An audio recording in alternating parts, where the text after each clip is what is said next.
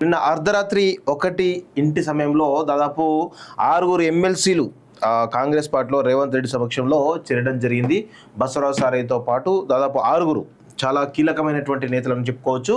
ఆ BRS party సంబంధించినటువంటి ఎమ్మెల్సీలు నిన్నంతా కూడా దాదాపు 2-3 గంటల పాటు రేవంత్ రెడ్డి నివాసంలో వెయిట్ చేసి, రేవంత్ రెడ్డి ఢిల్లీ నుంచి వచ్చిన తర్వాత దాదాపు అర్ధరాత్రి 1 సమయంలో వారందరూ కూడా కాంగ్రెస్ కండవ కప్పుకొని కాంగ్రెస్లో చేరడం జరిగింది. దానికి సంబంధించినటువంటి బిగ్ బ్రేకింగ్ అయితే మనం చూస్తూ ఉన్నాం. ఒకసారి దాని గురించి కూడా అసలు దాన్ని మించినటువంటి బ్రేకింగ్ ఇంకోటి లేదు యాక్చువల్గా అర్ధరాత్రి పూట.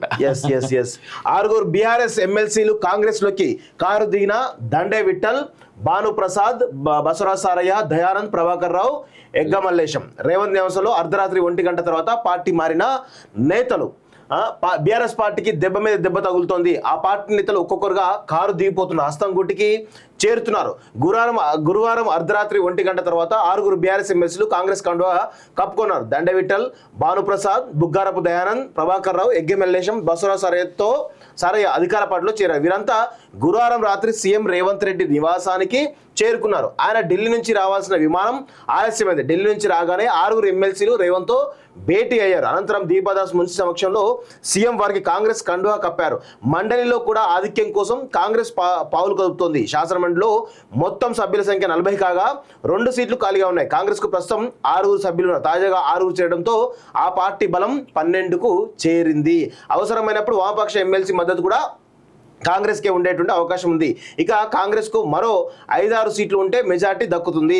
బీజేపీకి 2 సభ్యులు ఉన్నారు. వీరు బీఆర్ఎస్తో కలిసి పనిచేసే అవకాశం లేదు. అప్పుడు కీలక బిల్లు విషయంలో రేవంత్ సర్కార్కు ఊరట లభించే అవకాశం కనబడతా ఉంది. సో ఇక మిగతా వాళ్ళు కూడా ఎవరు ఏదో ఒక సమయంలో చేరేటువంటి అవకాశం అయితే చాలా స్పష్టంగా కనబడతా ఉంది.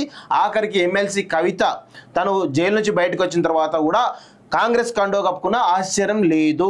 ఎందుకంటే ఆ పార్టీలో బీఆర్ఎస్ పార్టీలో కేసీఆర్, కేటీఆర్, హరీష్ రావు, అదేవిధంగా కోరుట్ల ఎమ్మెల్యే సంజయ్ తప్ప మిగతా వాళ్ళందరూ కూడా పార్టీ మారడానికి సిద్ధమైనట్టు మనకు అందుతున్నట్టు సమాచారం. కల్వకుంట్ల కుటుంబానికి దగ్గరగా ఉన్నటువంటి ప్రశాంత్ రెడ్డి లాంటి వాళ్ళు కానీ, పల్లారాజేశ్వర రెడ్డి లాంటి వాళ్ళు కానీ ఆల్రెడీ కాంగ్రెస్ పార్టీతో చర్చలు ప్రారంభమైపోయినాయి. వాళ్ళు కూడా రేపో మాపో కాంగ్రెస్ పార్టీలో చేరడానికి అవకాశాలు చాలా బలంగా ఉన్నాయి.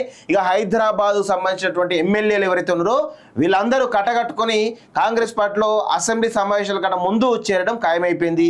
అదేవిధంగా చాలామంది అనుకుంటా ఉంటారు కల్వకుంట్ల కుటుంబానికి వీళ్ళ దగ్గర వీర విధేయులు ఎప్పటికి కూడా పార్టీ మారరు అనుకునేటువంటి సూర్యాపేట ఎమ్మెల్యే జగదీశ్వర్ రెడ్డి కానీ, అదేవిధంగా ఇక్కడ నిజామాబాద్ సంబంధించిన మాజీ మంత్రి వేముల ప్రశాంత్ రెడ్డి కానీ, అదేవిధంగా జనగాం ఎమ్మెల్యే పల్లరాజేశ్వర రెడ్డి కానీ వీళ్ళు కూడా కాంగ్రెస్ పార్టీలో చేరడానికి సిద్ధంగా ఉన్నట్టు మనకు అందుతున్నటువంటి సమాచారం. వీళ్ళు ఎప్పుడైనా పార్టీ మారే అవకాశాలు అయితే కనబడతా ఉన్నాయి. ఆ విధమైన పరిస్థితులు బీఆర్ఎస్ పార్టీలో చాలా దీనాతి దీనమైనటువంటి స్థితికి చేరడానికి అవకాశం ఉంది. అదంతా కూడా తెలిసినటువంటి కేసీఆర్ ఇవేమీ పట్టించుకోకుండా అసలు బిడ్డ తిహార్ జైలుకు పోతేనే పట్టించుకోనోడు బీఆర్ఎస్ పార్టీ ఎమ్మెల్యేలు కాంగ్రెస్ పార్టీ అయితే పట్టించుకుంటాడా?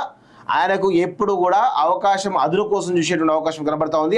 అదేవిధంగా ఆయన ఆలోచన ఏంటి అంటే ఇక్కడ ఉన్నటువంటి తెలంగాణలో ఉన్నటువంటి నిరుద్యోగ సెక్షన్లు కానీ, రైతులు కానీ, వివిధ రంగాలకు ఎవరైతే అప్రెసివ్ సెక్షన్స్ ఎవరైతే ఉన్నారో వాళ్ళందరినీ కూడా రెచ్చగొట్టి ఆత్మహత్యకు ప్రేరేపించేలా చేయడం ద్వారా మళ్ళా అధికారులు రావడానికి వాళ్ళు ప్రణాళికలు ఇప్పటి నుంచే సిద్ధం చేసుకున్నారు. దానికి సంబంధించినటువంటి ప్రతి ఎవిడెన్స్ మన దగ్గర ఉంది. నిరుద్యోగులు ఏ విధంగా రెచ్చగొడుతున్నారో మనం చూస్తూ ఉన్నాం. అదేవిధంగా రైతు ఆత్మహత్య మొన్న జరిగినటువంటి ఖమ్మం రైతు ఆత్మహత్య సంబంధించి కూడా ఆల్రెడీ మా దగ్గరికి ఒక సమాచారం కూడా రావడం జరిగింది. దానికి సంబంధించినటువంటి పూర్తి డీటెయిల్స్ని ఆధారాలతో సహా ఈరోజు మేము ముందుంచబోతున్నాం. అయితే అక్కడ రైతు ఆత్మహత్య వెనకాల కాంగ్రెస్ పార్టీ నాయకుడు ఉన్నాడు అనేటువంటి చర్చ బలంగా జరుగుతుంది కదా. అసలు విషయం ఏంటి అంటే దాన్ని బీఆర్ఎస్ పార్టీ సంబంధించిన నాయకులే ఆ యొక్క రైతును హత్య చేశారు, ఆయనకు అది విష పదార్థం ఇచ్చి ఆయనను చంపారు అనేది మనం చెప్తున్నటువంటి ఆరోపణ. దానికి సంబంధించిన పూర్తి డీటెయిల్స్ ఖచ్చితంగా మీకు ఆ గ్రౌండ్కి వెళ్ళి మరి మీకు ఇచ్చేటువంటి ప్రయత్నం చేస్తాం. అంటే ఏ విధంగా ప్రజలను రెచ్చగొట్టడం ద్వారా, ప్రజలను ఆత్మహత్యకు చేసుకునేటువంటి ప్రేరేపించడం ద్వారా, తద్వారా వీళ్ళు ఆ శివరాజకీయాలు చేయడం ద్వారా, ప్రజలను రెచ్చగొట్టడం ద్వారా అధికారంలోకి వద్దామనేటువంటి ప్లాన్, అదేవిధంగా తెలంగాణ రాష్ట్రాన్ని అతలాకుతలం చేయాలనేటువంటి ఒక కుట్ర కేసీఆర్ అండ్ కో చేయబోతున్నారు. దానికి సంబంధించిన పూర్తి ఆధారాలు నేను ఒక రైతు ఆత్మహత్య ఏ విధంగా జరిగిందో దాని ద్వారా చెప్తా. మిగతా అన్ని కూడా మీకు అర్థం చేసుకోవచ్చు వాస్తవంగా. సో ఇది మొత్తానికైతే కాంగ్రెస్ పార్టీలోకి భారీగా వలసలు ఉండబోతున్నాయి అనేది మనకు స్పష్టంగా అర్థమవుతుంది. ఇక హైదరాబాద్లో ఉన్నటువంటి ప్రతి ఒక్కరు కూడా ఆల్రెడీ మెంటల్గా ఫిక్స్ అయిపోయారు కాంగ్రెస్ పార్టీలో చేరడానికి. ఆల్రెడీ అందరికి కూడా ఇన్విటేషన్ వచ్చింది. అదేవిధంగా వాళ్ళు ఎప్పుడెప్పుడు ఆ డోర్లు తెరిచే ఉన్నాయి.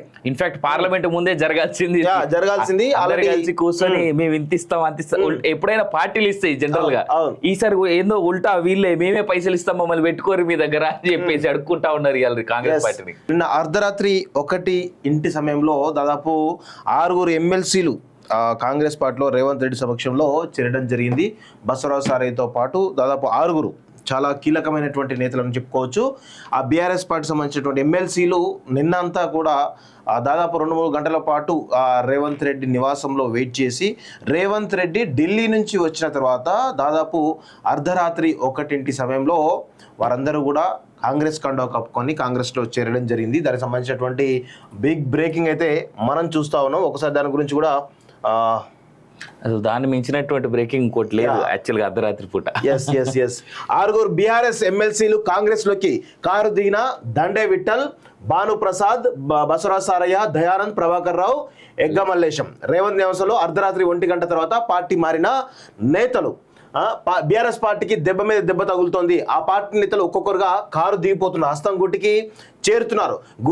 గురువారం అర్ధరాత్రి 1 గంట తర్వాత 6 బీఆర్ఎస్ ఎమ్మెల్సీలు కాంగ్రెస్ కండువా కప్పుకున్నారు. దండ విఠల్, భానుప్రసాద్, బుగ్గారపు దయానంద్, ప్రభాకర్ రావు, ఎగ్గె మల్లేశం, బసవరాజు సారయ్య అధికార పార్టీలో చేరారు. వీరంతా గురువారం రాత్రి సీఎం రేవంత్ రెడ్డి నివాసానికి చేరుకున్నారు. ఆయన ఢిల్లీ నుంచి రావాల్సిన విమానం ఆలస్యమైంది. ఢిల్లీ నుంచి రాగానే 6 ఎమ్మెల్సీలు రేవంత్తో భేటీ అయ్యారు. అనంతరం దీపాదాస్ మున్సి సమక్షంలో సీఎం వారికి కాంగ్రెస్ కండువా కప్పారు. మండలిలో కూడా ఆధిక్యం కోసం కాంగ్రెస్ పావులు కదుపుతోంది. శాసనమండలిలో మొత్తం సభ్యుల సంఖ్య 40 కాగా 2 సీట్లు ఖాళీగా ఉన్నాయి. కాంగ్రెస్ కు ప్రస్తుతం 6 సభ్యులు ఉన్నారు. తాజాగా 6 చేరడంతో ఆ పార్టీ బలం 12కు చేరింది. అవసరమైనప్పుడు వామపక్ష ఎమ్మెల్సీ మద్దతు కూడా కాంగ్రెస్కే ఉండేటువంటి అవకాశం ఉంది. ఇక కాంగ్రెస్కు మరో 5-6 సీట్లు ఉంటే మెజార్టీ దక్కుతుంది. బీజేపీకి 2 సభ్యులు ఉన్నారు. వీరు బీఆర్ఎస్తో కలిసి పనిచేసే అవకాశం లేదు. అప్పుడు కీలక బిల్లు విషయంలో రేవంత్ సర్కార్కు ఊరట లభించే అవకాశం కనబడతా ఉంది. సో ఇక మిగతా వాళ్ళు కూడా ఎవరు ఏదో ఒక సమయంలో చేరేటువంటి అవకాశం అయితే చాలా స్పష్టంగా కనబడతా ఉంది. ఆఖరికి ఎమ్మెల్సీ కవిత తను జైలు నుంచి బయటకు వచ్చిన తర్వాత కూడా కాంగ్రెస్ కండో కప్పుకున్న ఆశ్చర్యం లేదు. ఎందుకంటే ఆ పార్టీలో బీఆర్ఎస్ పార్టీలో కేసీఆర్, కేటీఆర్, హరీష్ రావు, అదేవిధంగా కోరుట్ల ఎమ్మెల్యే సంజయ్ తప్ప మిగతా వాళ్ళందరూ కూడా పార్టీ మారడానికి సిద్ధమైనట్టు మనకు అందుతున్న సమాచారం.